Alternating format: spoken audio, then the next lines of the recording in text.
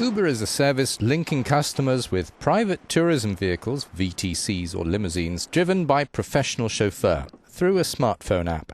On reaching destination, payment through Uber is billed to the customer's credit card. Uber was created in San Francisco by entrepreneurs Travis Kalanick and Garrett in 2009.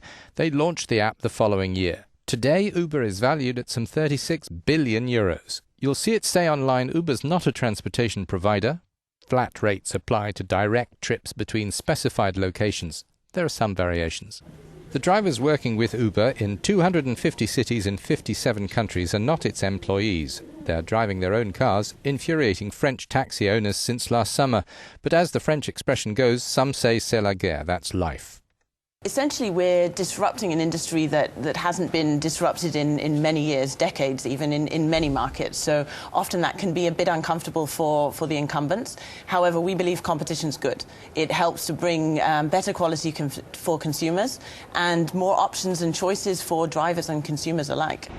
Unfair competition, cry taxi drivers in France who need 250 hours of costly regulation training to get their official permit.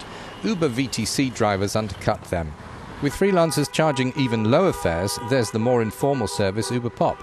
The government cracked down last year, but the company's lawyers are fighting that, and it is paying freelancers fines. Italian, German, Dutch and Spanish courts have banned the service.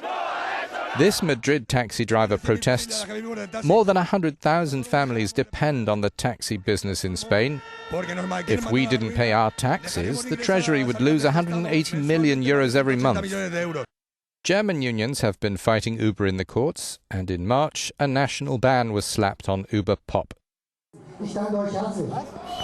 This union leader says, the moment you use Uber Pop, there's a danger. Not only for the taxi trade, we can't hold out, but there's a danger for everyone using it because they're not insured.